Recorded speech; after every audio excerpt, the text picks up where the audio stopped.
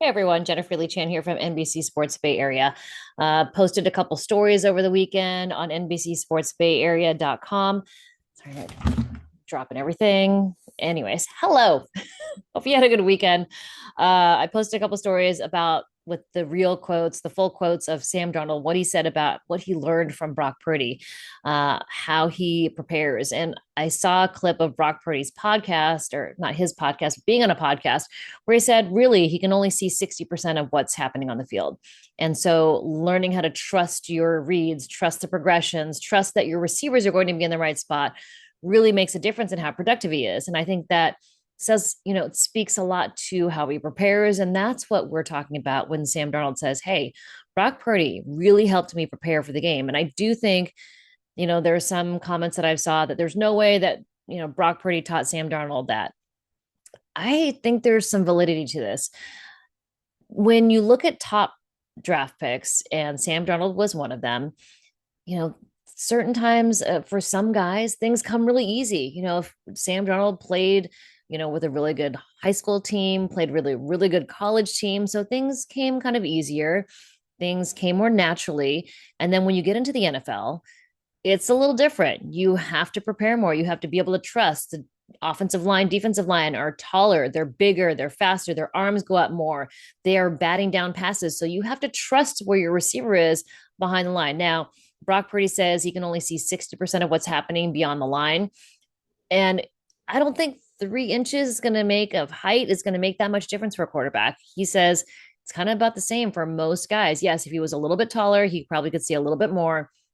But I really think that understanding where to go with the football, how to prepare your reads, understanding the defense, reading the defense, I think that makes a huge difference. And that's what Brock Purdy kind of showed Sam Darnold how to do it better.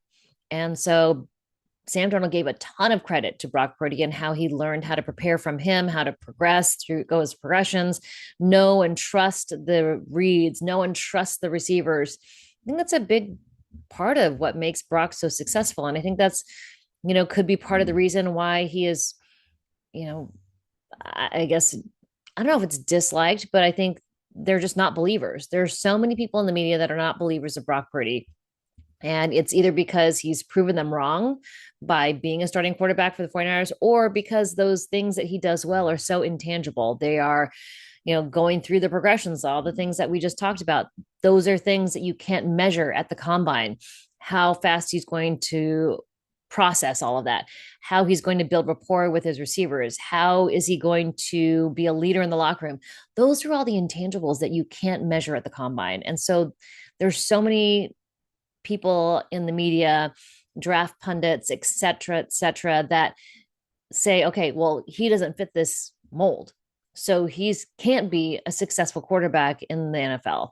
So I think there's part of that they were wrong, though, so far. So they want to keep saying that he's not going to be a successful franchise quarterback. He doesn't deserve the $53 million.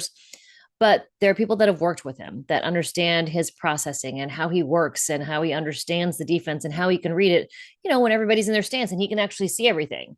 It's when the ball is snapped and offensive and defensive lines stand up and their hands are in the air and they're blocking.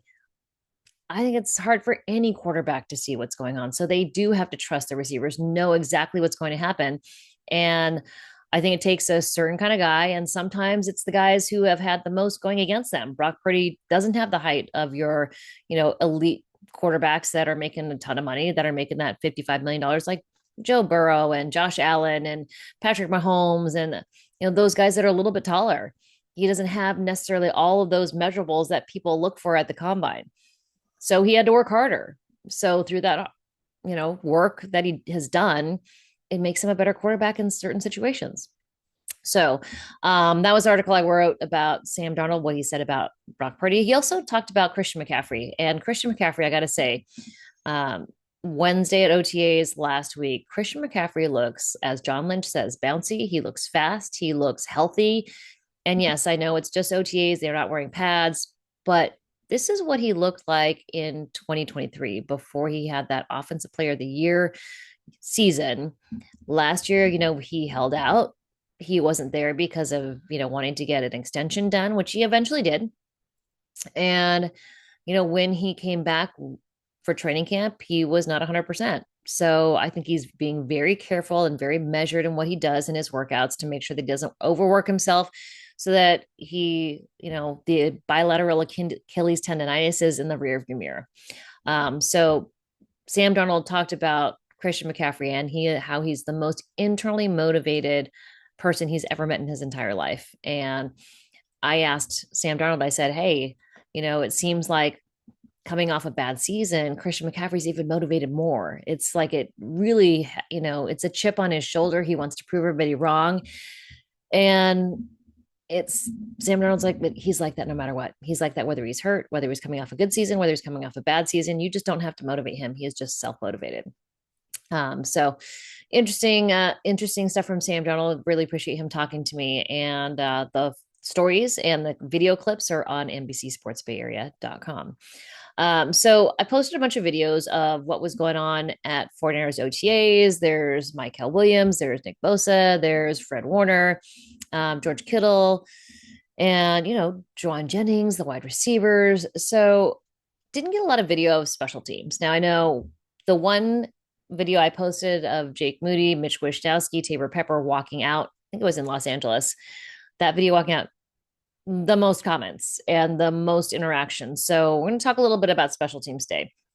The 49ers have brought in a kicker, Greg Joseph, veteran guy, undrafted free agent, has played for Cleveland, Tennessee, Minnesota, New York Jets. Last year he played for three teams. Sorry, New York Giants, Washington, and then the New York Jets. So Brent Boyer knows him from being with the Jets and brought him along to be competition for Jake Moody. Undrafted free agent. He's done a pretty good job. And here are his 6 years, 90.8% extra points made. So he has missed a couple. His longest field goal ever was 61 yards. And his field goal kicking, he's made 116 out of 141, 82.3%. Pretty good. All right. So let's break it down by the distance that they traveled. So 0 to 19 yards, he's 100%. 20 to 29 yards, 100%. 30 to 39 yards, 97%. He hit 37 out of 38 of those. Right at 40 yards is where his accuracy goes down. 40 to 49 yards, 27 out of 38. That's only 71%.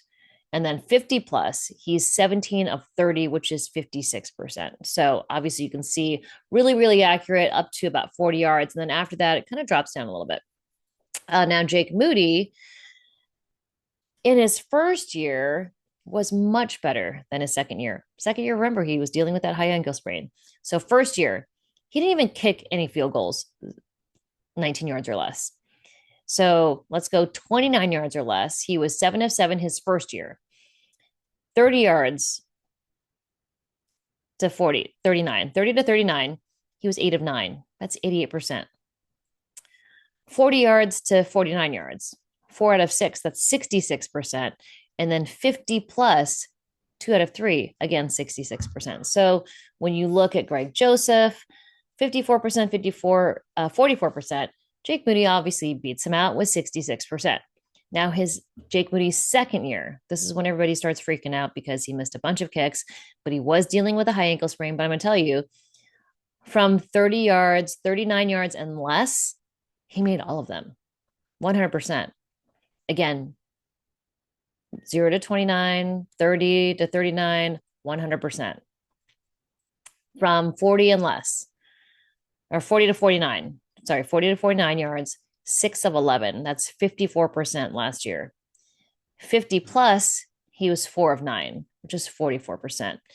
So when you look at Greg Joseph's overall career span, yes, he's better 50 plus, he's better 40, 49 when you look at just Jake Moody's last year's season. So career-wise, Jake Moody, great from 39 yards and in, but that second year when he's dealing with the high ankle sprain really skewed his averages because he only has 2 seasons of kicking, obviously.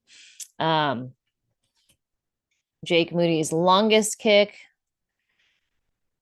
let's see here, 57 yards. He led the league in extra points attempted in 2023, attempted 61 and made 60 of them. That's 98.4%. So that he led the league in that his rookie year.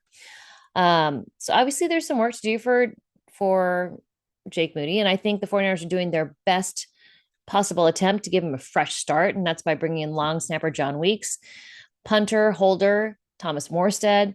Those two 39-year-olds probably will be like big brother type guys for Jake Moody, who's, only in his third season. Jake Moody is 25 years old and his team around him, 39. So I think they'll be calm. I think they'll help him kind of keep an even keel. I think that'll be good for Jake Moody. So we didn't see a whole lot of him, his attempts during OTAs. I'm sure there were a few. I saw a lot of extra teamwork, but we didn't see a ton of special teams like field goal attempts. So I'll keep an eye out for those coming up on Wednesday. Tuesday, heading up to 49ers to talk to assistant coaches. That'll be offensive assistant coaches and defensive assistant coaches at different times. And then Wednesday will be the second open practice of OTAs, and we'll talk to some players after that practice. So Tuesday and Wednesday, I'll be up in San Jose, Santa Clara, and we'll have updates for you from there. All right. So I hope everybody's well. If you have any questions, anything else you'd like me to cover, there's some positions of need on the 49ers, and those are, I think, we found out about Jair Brown's ankle procedure. Safety is a position that they really need to kind of, see where they're at. Malik Mustafa out with an ACL injury. And then offensive line, Trent Williams has not showed up. Does he show up? Do we see him this week? Does he show up for mandatory minicamp? Usually he does. But he was there for the beginning of OTAs, the team building stuff, but he hasn't been around since. So what happens with Trent Williams? No guaranteed money next year. And he held out to get guaranteed money in 2025. So more to come. We'll see what happens. And I'll keep you always updated here. Please like, please subscribe. Please let me know what you'd like to hear on these videos. And stay tuned because look at all the short videos that I posted. Definitely check out your 49ers in my content. Talk to you guys soon. Bye.